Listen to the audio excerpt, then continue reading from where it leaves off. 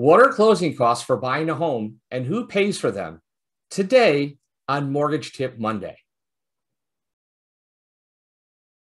My name is Travis Egan, my mortgage guy, and I help homeowners and those who wish to be homeowners build a real estate plan by educating them on how to leverage their income, their finances, and their dreams to build a long-term real estate plan.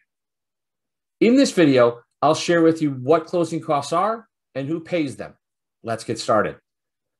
First of all, who pays closing costs? Actually, both buyers and sellers each pay their own closing cost.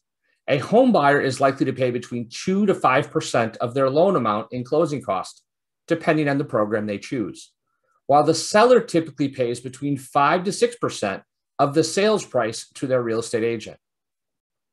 What are typical closing costs for buyers and those wishing to refinance their home? Closing costs typically include things like appraisal fees, title search, title insurance, and recording fees. There are some others as well. Upfront mortgage insurance could be a closing cost or a funding fee if you're doing a VA, FHA, or USDA home loan. Some lenders call prepaids closing costs, which are the fees used to set up your escrow account. Number 3, who can pay closing costs? Can a seller actually pay the closing costs? Well, the answer is yes.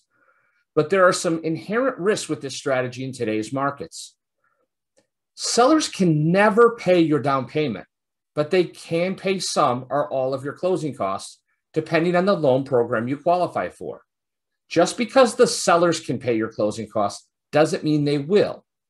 In fact, in this market we're in today, March of 2021, an offer to purchase asking the seller to pay closing costs is often considered less attractive to the seller. A good mortgage professional, an excellent real estate agent, can guide you on when and if this is a good strategy for you. When you make an offer, it's important to know when and where you can leverage negotiation for seller-paid closing costs and how much you will need. That's why it's so important to have a top-tier real estate agent when working through this process. I work with only the best and would be more than happy to introduce you if you do not have a great realtor already. Knowing these tips will make for a much smoother transaction or negotiation. Thanks for watching.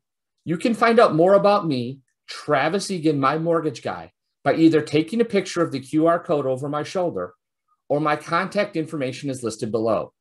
Feel free to send me a text or an email. I look forward to helping you reach your real estate goals.